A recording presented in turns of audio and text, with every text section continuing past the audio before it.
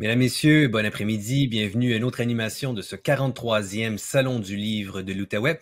Je m'appelle Hugues Baudouin-Dumouchel. Au cours des 30 prochaines minutes, je suis avec vous et habilement secondé pour faire cet entretien avec les lauréats 2021 et aussi vous présenter le dévoilement des finalistes 2022 des rendez-vous du premier roman. Alors, les rendez-vous du premier roman, c'est un réseau de clubs de lecture qui se retrouvent en librairie, en bibliothèque par exemple, dans tout le Québec et en Ontario et qui porte sur les premiers romans francophones. Les rendez-vous du premier roman sont coordonnés par l'Union des écrivaines et des écrivains québécois, l'UNEC, et la Fondation Lire pour réussir. Ce sont des rendez-vous qui rassemblent près de 200 lectrices et lecteurs qui sont affiliés finalement à un réseau plus grand, soit celui de l'Association Lecture Plurielle, qui organise depuis 35 ans le Festival du premier roman de Chambéry, en France, où se retrouve chaque année une cohorte d'écrivaines et d'écrivains de la relève, écrivains francophones et internationaux qui viennent à la rencontre des lecteurs et des lectrices qui les ont plébiscités.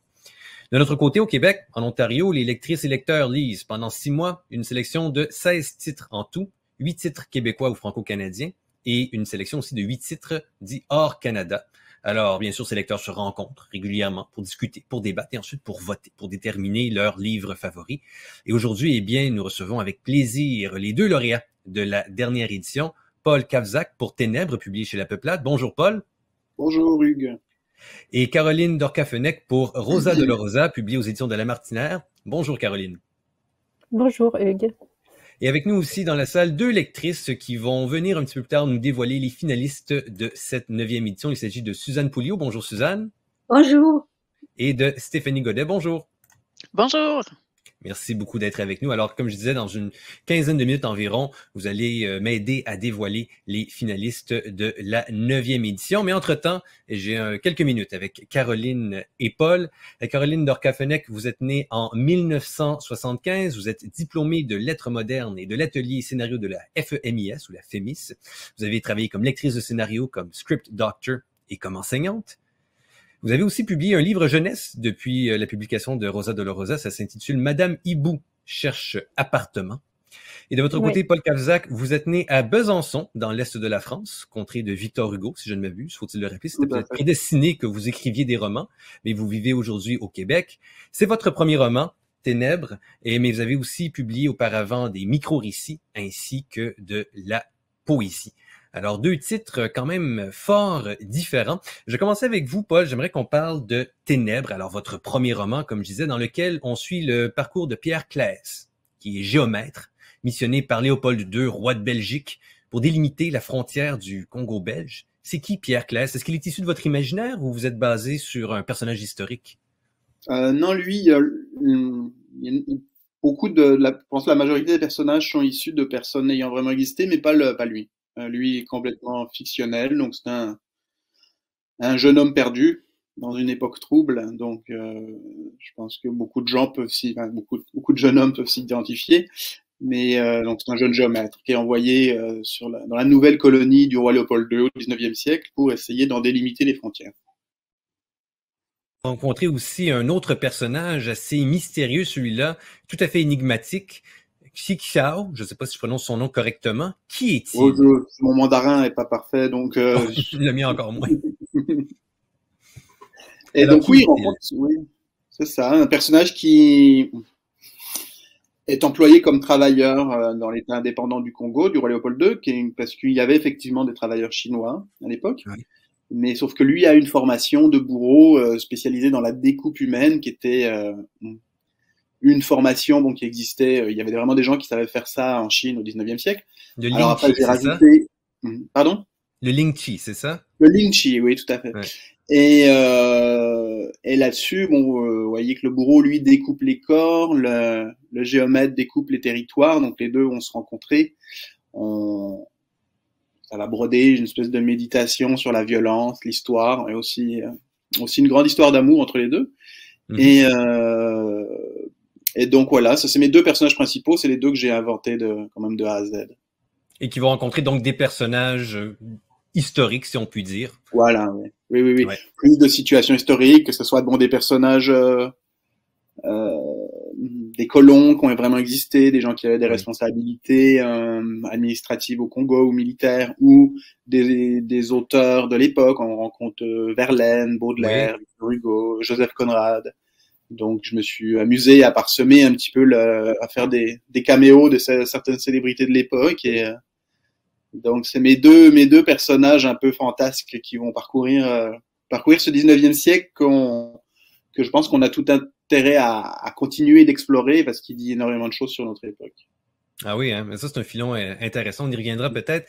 Caroline Dorcafenech, dans votre roman Rosa Dolorosa, on se prend rapidement d'affection, je dirais, pour Rosa, hein, la Rosa éponyme, et pour son fils Lino, qui sont restaurateurs, qui désirent devenir hôteliers. Au début du roman, tout va bien, hein, il semble filer le parfait bonheur. Mais rapidement, il y a des événements qui vont se produire. Je ne vais pas rentrer trop dans le détail, on ne veut pas faire de spoilers, comme on dit ici, de divulgateurs, mais je vais vous poser la même question qu'à Paul. C'est qui Rosa et c'est qui Lino? Alors, Rosa, c'est une femme qui a une petite quarantaine d'années, qui est d'origine italienne, mais qui vit à Nice depuis 30 ans, donc Nice sur la Côte d'Azur, en France. Et elle a élevé seule son fils. C'est une femme qui a un grand caractère, une grande battante, et c'est aussi pour moi une espèce de survivante. Elle a survécu à un mari violent, et elle a voilà, et elle a un amour fou pour son fils, avec qui elle vit une espèce de de relation assez fusionnelle. Ils vivent ensemble. Lui, il a 23 ans. Ouais, ils vivent un petit peu comme elle l'a eu jeune, elle l'a eu à 19 ans. Et ils vivent un petit peu comme un couple. Alors c'est vrai qu'au début du roman, ça va. En même temps, le roman commence par l'apparition d'une tache sur le corps de Rosa, qui est comme une espèce de début d'inquiétude, parce que tout va peut-être pas si bien que ça, en tout cas au moins peut-être dans son corps à elle, et peut-être même dans son inconscient. Ça, on le découvrira peu à peu. Mais voilà, elle a rencontré quelqu'un, elle n'ose pas le dire à son fils encore, et elle est, voilà, ouais. Donc, ce que je peux dire, c'est une espèce de relation mère-fils, sans doute excessive. Qui vous a inspiré ces personnages, Caroline?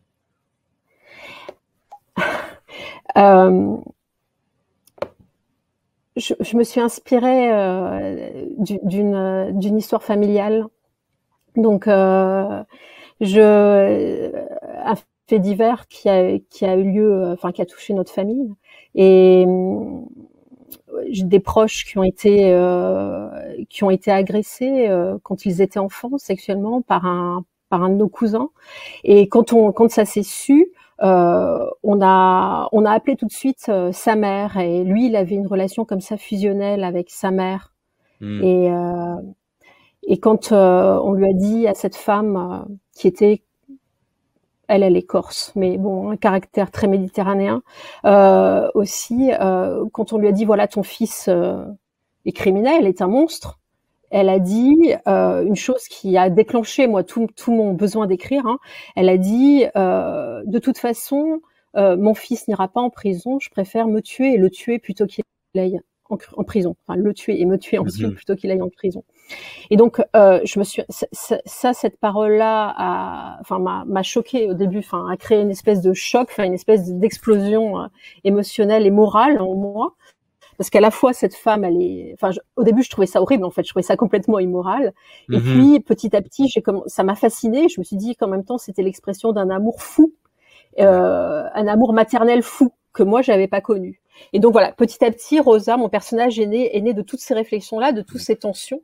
Donc, je me suis inspirée, de cette femme. Je me suis inspirée de moi-même aussi, sans doute. Moi, je suis. Parce que Lino, il faut dire, va être accusé justement d'un crime, et Rosa ne croira pas qu'il le soit. Et puis, on va pas divulgacher la fin, comme je dis. On dira pas si finalement il est coupable ou pas, parce que c'est pas ça nécessairement le but. C'est pas vraiment un roman policier. Je tiens à le préciser, par exemple, pour les gens qui n'auraient pas lu le livre. Mais néanmoins, c'est intéressant de savoir d'où vous est venue l'impulsion de ce roman, qui est une histoire familiale dans votre cas. Paul, pourquoi avoir décidé, vous, qui êtes né à Besançon, qui avait vécu, je pense, à Chicoutimi, qui vivait, je pense, à Montréal maintenant, d'écrire par le vaste monde, sur le Congo, a fortiori le Congo à la fin du 19e siècle. Pourquoi? Ça vient d'où? Ça vient, j'ai rencontré le Congo par les livres d'abord. Alors il se trouve que j'étais à Kinshasa récemment, donc je l'ai ensuite rencontré en vrai. Mais Ah oui, un petit week-end comme ça à Kinshasa. oui, voilà. Je l'ai rencontré, j'ai fait un doctorat sur le roman d'aventure, en fait. Et donc, les terres colonisées au 19e, 20e étaient vraiment le sujet principal, le lieu principal des romans d'aventure. Donc, j'ai découvert via cette littérature coloniale, et puis le Congo plus précisément via l'œuvre de Joseph Conrad, qui a écrit ce roman Au cœur des ténèbres, qui se passe dans le Congo de Léopold II, et Joseph Conrad lui-même a travaillé là-bas. Oui. Et donc petit à petit, voilà, j'ai découvert cette période coloniale que je connaissais peu, et en défilant le fil, en lisant de plus, j'ai réalisé voilà à quel point il y avait c'était un moment de l'histoire qu'il fallait de l'histoire européenne qu'il fallait regarder, on parle de 10 à 15 millions de morts, c'est un moment voilà de morts immolées sur l'autel du capitalisme. Enfin bref, c'est pas quelque chose dont on parle régulièrement. On parle de la Première Guerre mondiale, de la Seconde Guerre mondiale, peut-être de la guerre des Boers, comme ça, mais on commence à en parler. Et voilà, et ça m'a donné envie d'aller explorer ce moment de notre histoire européenne. Ça vous a pris combien de temps pour l'écriture de votre roman, Paul? L'écriture même, je dirais, ça m'a pris 3 ans, mais avec une pause d'à peu près 1 an dans les 3 ans, parce que j'ai calé. 2 ans vraiment. Voilà. Mais alors la recherche, la réflexion et tout ça, c'est difficile à dire, mais au moins 2 ans encore avant ça. Hein. Ah oui, 2 ans avant de commencer à écrire. Et puis, quel était votre... Ah oui, hein. Ben, je suis pas surpris parce que effectivement, pour ceux qui ne l'ont pas lu, sachez qu'il y a énormément de détails, c'est touffu, c'est fouillé, c'est fort intéressant, mais effectivement, on peut comprendre que ça requiert énormément de recherche. Quel était votre... Bon, on sait que vous avez publié auparavant des micro-récits, vous avez publié de la poésie, et puis des fois, le roman, on lui donne une certaine aura qu'on donne pas aux autres genres, mais néanmoins, quand vous avez tenu là, dans les mains là, cet objet, là, la première fois, là, ça c'est mon édition à moi, comment vous êtes-vous senti là? Quand vous êtes dit, voilà, je suis l'auteur d'un roman publié et tout et tout.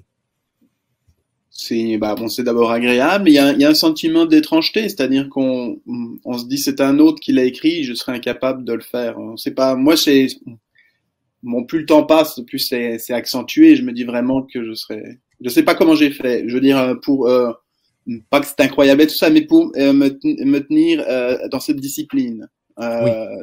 De travailler tous les jours.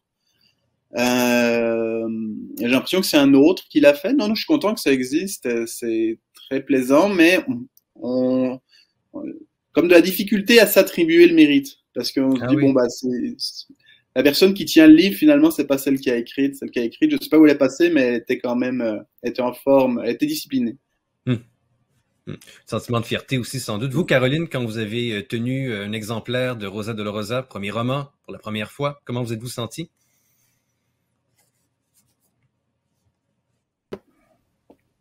Très joyeuse et pleine de gratitude, mais vraiment, c'était vraiment, oui, assez bouleversant. Mais ah oui, hein?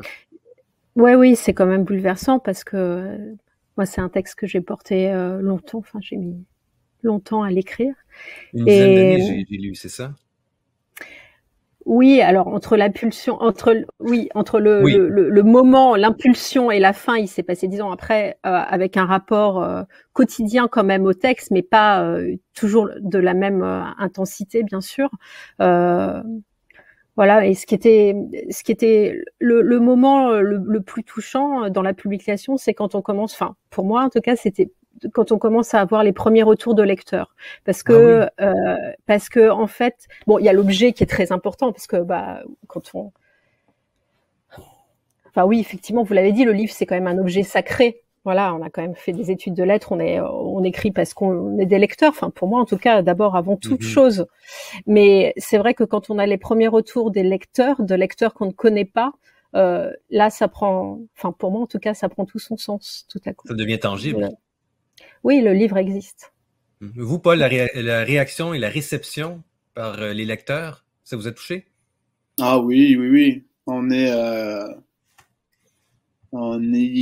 C'est souvent de la bienveillance, de la gentillesse. On se dit pareil. J'aurais un problème avec le mérite. Je me dis c'est bizarre, je mérite pas, ou je sais pas. C'est comme après, on est content, mais parce que ça dépasse le fait de dire les gens, ça dépasse le fait de dire on admire la littérarité du texte. C'est souvent ça va avec de la gentillesse et de la bienveillance. Donc c'est ça qui est le plus touchant. Et ça, on se dit bon, c'est quelque chose de très précieux qu'on voudrait surtout pas gâcher en fait. Donc c'est à la fois content de le recevoir et en même temps c'est comme si on vous donnait quelque chose en porcelaine ou un nouveau-né dans les bras. Et donc on se dit est-ce qu'il faut qu'on en soit digne, il faut pas forcément en tant qu'auteur mais en tant que personne humaine en fait, c'est ça, essayer d'être à la hauteur de ce que les gens donnent parce que c'est très fort. Est-ce que vous pensiez au lecteur lorsque vous écriviez? Un lecteur très théorique, mais pas actualisé, sinon on s'en sort pas. Caroline, je vous ai vu faire non? Non, je pensais pas. Non, je pensais pas trop. Oui, ou alors très théorique, mais très lointain. Ouais. Mais non, j'essayais d'être ma propre lectrice avant tout. Enfin, quelque chose comme ça. Mais de faire le livre que vous auriez voulu lire vous-même, j'imagine. Oui, c'est ça. C'est ça. Oui, c'est ça, exactement. Ben avec nous, il y a deux lectrices qui les ont lus, ces livres, eux et d'autres, bien sûr. Je vous les présente. Suzanne Pouliot, vous êtes membre du club de l'Association des auteurs et auteurs de l'Estrie. Et Stéphanie Godet, vous êtes membre du club de la librairie Bouquinard. Merci beaucoup d'être avec nous cet après-midi, mesdames. Suzanne, je vais commencer avec vous. Qu'est-ce qui vous a mené à participer à un club de lecture et surtout, pourquoi un club de lecture qui se consacrait en fait au premier roman? D'abord, moi, j'ai enseigné la lecture à l'université pendant de nombreuses années. Je suis une lectrice depuis que je suis toute petite. La première photo qu'on voit de moi, j'ai un livre dans les mains. Alors donc, la lecture est au centre de ma vie. Non seulement j'ai enseigné pendant de nombreuses années, mais en même temps, je suis membre de l'Association des auteurs depuis de nombreuses années également. Et lorsqu'il a été question que l'association se joigne à l'UNEC pour les primo-romans, j'ai tout de suite dit présente et je me suis inscrite. Alors, ça fait 5 ans maintenant que le club existe et moi, j'en fais partie depuis 4 ans. Il y a une année où, pour des raisons de santé, je me suis retirée. Et donc, je trouve ça fascinant de découvrir ces nouveaux imaginaires, de plonger dans ces univers-là qui viennent de l'Europe ou qui viennent de ce côté de l'Amérique et de voir également comment d'année en année, les imaginaires ne sont pas les mêmes, comment ça voyage. Et ça, c'est fascinant. Et là, aujourd'hui, je suis très, très contente de rencontrer Caroline et Paul. Paul, je l'avais rencontré au Salon du Livre, il se rappelle pas de moi. Mais Caroline, j'ai tellement, tellement, tellement aimé votre livre. Tout de suite, en voyant la page de couverture, pour moi, c'était la Pietà de Michel-Ange qui est apparue. Et pour moi, c'était ça. C'était vraiment, vraiment un roman qui rendait hommage à cette femme qu'on voit dans la sculpture et qui tient son fils dans les bras. Et tout au long de la lecture, c'est cette image-là qui m'a habitée. Et j'ai lu beaucoup de critiques concernant votre livre, mais personne n'y fait référence et je ne comprends pas qu'on n'y fasse pas référence. Pourtant, le titre est clair. Quant à Paul, j'ai été troublée par votre livre parce qu'il y a une telle violence dans ce livre-là et dans notre club, on était « Oh! » Et en même temps, on se disait « Mais comment un écrivain jeune peut écrire et décrire autant de violence? » Mais en même temps, il y a une force dans ce roman-là et les références intertextuelles également sont très riches. Mais je me demandais, vous, Paul, comment vous avez fait pour écrire certaines de ces scènes? Alors tout d'abord, je me souviens de vous au Salon de Montréal. Vous m'aviez même dit que vous étiez dans l'enseignement, enfin que vous aviez enseigné. Et comment j'ai fait pour écrire ces scènes? Je me suis laissé porter, je pense, une espèce de aller avec une connexion plus proche de l'onirisme. Bon, je dis pas que j'étais en hypnose, mais c'est des scènes à la fois qui sont très violentes, mais que j'ai quand même essayé d'aborder avec une douceur, en tout cas textuelle. Et là, ça allait plus ça de se laisser porter par une musique, à la fois comme se laisser porter par, quelque chose d'onirique. Je sais pas si j'ai tout le temps réussi, mais c'était la méthode, essayer de se brancher sur un flux de conscience qui n'était pas celui du quotidien, de l'éveil cartésien. Il y a quelque chose aussi, des fois, un petit peu de métaphysique, surtout à la fin du roman, je dirais. Je vois que votre réponse semble tendre vers ça. Je vais me tourner vers Stéphanie Godet. J'aimerais ça savoir, qu'est-ce qui vous inspire chez les primo-romanciers? Pourquoi avoir fait partie de ce club de lecture-là? En fait, moi, je me cherchais un club de lecture. C'est pas si simple, se trouver un club de lecture. Puis, je trouve que le club de lecture, c'est un espace social important. On a peu d'occasions de discuter d'enjeux, de thèmes très touchants avec souvent des gens, on discute de trucs très intimes avec des gens que l'on ne connaît presque pas grâce à la littérature. Puis c'est en parlant à ma libraire, je lui ai dit: «Ah, j'aimerais tellement faire partie d'un club de lecture» et là, elle a dit: «Ben moi, je vais je vais en mettre un sur place». Puis c'est comme ça que j'y ai participé. Pour moi, l'attrait là, du premier roman au début, ce n'était pas si important. Mais maintenant, j'apprécie beaucoup parce que ça, ça nous ça nous rapproche des auteurs, puis ça nous fait connaître des univers très différents. Puis on a le goût de suivre les auteurs aussi par la suite. Là. C'est par exemple, parce que Paul et Caroline feront, dans les prochaines années, on va vouloir les suivre, on va vouloir vous lire. Oui, tout à fait. Écoutez, à l'heure où il en est, là, je vois que le temps avance. Si vous permettez, on va passer au dévoilement des finalistes pour le prix du premier roman de cette année. Alors, je vous présente les finalistes dans la sélection hors Canada. Les finalistes sont les suivants. Le Doorman de Madeleine Assas, publié chez Actes Sud. Aussi riche que le roi d'Abigail Assor, publié chez Gallimard. Soleil à coudre, Jean d'Amérique, c'est chez Actes Sud. S'en aller de Sophie Daubreby, chez Inculte. Les envolés, Étienne Kern, chez Gallimard. Avant que le monde ne se ferme, de Alain Mascaro, publié chez Autrement. Le démon de la colline aux loups, Dimitri Rouchon-Bory, chez Le Tripode. Et enfin, Blizzard, de Marie Vintras, publié aux éditions de L'Olivier. Alors, Suzanne, Stéphanie, je vous cède la parole pour que vous nous dévoiliez qui ou quels ont été les titres retenus à titre de finaliste ultime. Moi, je vais présenter Aussi riche que le roi. Est-ce que vous le voyez? Un petit peu plus devant vous, là. Oui, ah, voilà. Un petit peu plus devant vous. Oui, voilà. Ah, voilà. D'accord? Oui. Et est-ce que j'en parle maintenant? Oui, ce serait le moment. Okay. Alors, c'est un roman absolument fascinant. Les membres du club l'ont beaucoup aimé parce que il y a vraiment un rythme dans ce roman-là, des images également et aussi une fin ouverte qu'on a beaucoup appréciée. Autant chez Caroline, la fin nous avait étonnés, surprise, autant dans celui-ci, on était absolument baba. On a apprécié de se promener dans Casablanca parce que c'est vraiment la ville dans laquelle le roman se situe, avec deux personnages qui se situent aux antipodes au plan social, Driss, le musulman, et puis Sarah, qui est une Française qui vit au Maroc, contrairement à ce qui se passe généralement en France, où c'est les Marocains qui s'en vont vivre en France, et qui vit dans un milieu assez défavorisé, très démuni. Il y a une description donc de ce monde-là dans deux inégalités très riches et très pauvres. Et puis en même temps, il y a en arrière-scène l'héritage colonial français avec son architecture, son lycée, ses habitudes, et ainsi de suite. Ce roman se situe dans les années noires du Maroc et on se retrouve avec une autrice qui va nous promener dans la ville de Casablanca. C'est comme si on voyageait vraiment, à tel point que plusieurs d'entre nous avons revécu notre voyage dans ce pays-là, dans cette ville.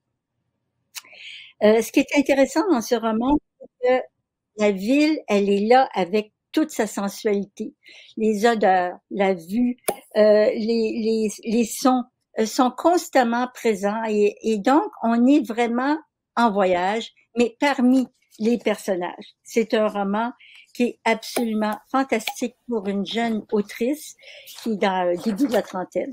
Alors, à lire et à découvrir.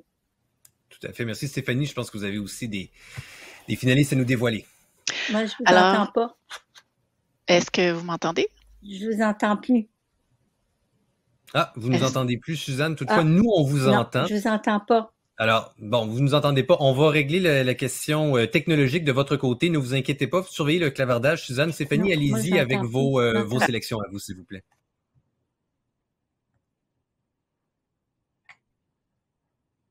Sur un pan de l'histoire de la Deuxième Guerre mondiale méconnu, celui des Tziganes, qui, comme les Juifs et d'autres groupes minoritaires, ont été victimes du génocide commis par les Allemands. Il s'agit d'une histoire très touchante, tout particulièrement dans le contexte actuel, parce qu'on révèle à la fois la laideur et la beauté de la nature humaine à travers les conflits, la guerre. Alors, les lectrices ont été touchées par la gravité aérienne d'Anton, qui est le personnage principal de ce livre avant que le monde ne se ferme. Alors, on suit ce personnage qui réussit à survivre au camp de concentration à travers, il réussit à survivre parce qu'il se nourrit à travers la littérature, la poésie, la culture transmise par ses ancêtres, et on le suit à travers l'Europe centrale, l'Amérique et l'Inde. Alors, ce personnage-là, il symbolise la force de la liberté, l'importance de profaner le malheur en honorant les liens. Alors, c'est un roman très actuel.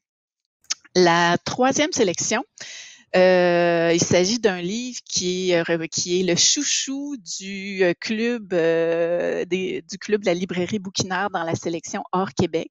Il s'agit d'un roman très puissant sur le récit intime et complexe d'un prisonnier qui écrit son journal et tente de repenser à son enfance et à la vie avant l'arrivée du démon de la colline aux loups, le quartier de son enfance. Alors, à la seule évocation de ces mots, on peut imaginer la noirceur et la solitude vécue par les enfants qui vivent dans cette famille. C'est une histoire crue, noire, qui nous lie au personnage principal, Duke, qui doit affronter son démon et se souvenir aussi des personnes qui l'ont aidé. Donc, c'est à la fois dur et beau.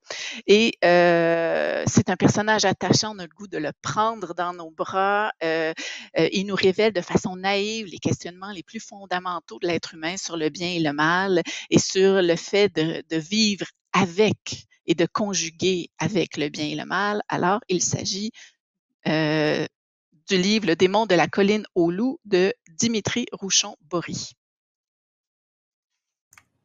Parfait. Merci beaucoup, Stéphanie. De votre côté, Suzanne, on tente de régler les problèmes technologiques. Nous, on vous entend. Alors, je ne sais pas si vous m'entendez. Est-ce que vous m'entendez? Ah oui. Parfait. Bon, ben, tant mieux. Alors, tout est réglé. Merci beaucoup parce que je suis content parce qu'on a encore besoin de vous. Merci à vous, Suzanne, Stéphanie, pour donc les finalistes de la sélection hors Canada. On passe maintenant à la sélection québécoise et franco-canadienne. Les livres sont les suivants. Les Montagnes Noires, Astrid Abrahamian, poète de brousse. Valide de Chris Bergeron, publié chez XYZ. Petit Géant, Pierre Courville, chez Hamac. Le fond des choses de Thomas Desaulniers-Brousseau, publié aux Herbes Rouges. Tout et Ori de Paul-Serge Forêt chez VLB Éditeur. Le Lièvre d'Amérique de Mireille Gagné aux éditions La Peuplade. Jeu d'eau de Julien Grégoire chez Delbusso Éditeur. Enfin, Furie de Myriam Vincent chez Poète de Brousse. Je vous cède la parole en premier, Suzanne. Je pense que vous avez 2 titres à nous dévoiler. Je vous demanderai de ramasser ça en 30 secondes, si vous pouvez. OK. Alors, je vais vous présenter le premier ouvrage, Les Montagnes Noires, qui raconte le combat qui est mené par les Arméniens lors de la guerre au Nagorno-Karabakh, qui est une région indépendantiste à majorité arménienne. Et le club a beaucoup aimé les descriptions des paysages, la façon dont la douleur de vivre était représentée, la lumière du jour. C'est une histoire de fraternité, d'amitié, de sororité, de combat, de résistance, de vie qui continue malgré les morts, l'engagement des uns et des autres. Et en même temps, ce roman-là n'est pas sans rappeler ce qui se passe actuellement en Ukraine, parce qu'il y a des combats du même ordre. Le personnage principal vivait en Russie, un compagnon russe, le quitte pour retourner dans sa terre natale et se battre et pouvoir se rapprocher des siens. C'est un roman historique avec une charge émotive importante, mais avec des descriptions très importantes et qui nous ont beaucoup plu. Vous nous donnez vraiment le goût de le lire. Allez-y pour le À deuxième lire coup. absolument pour comprendre cette région-là du monde. Il se passe Oui. tellement de choses dans cette région-là.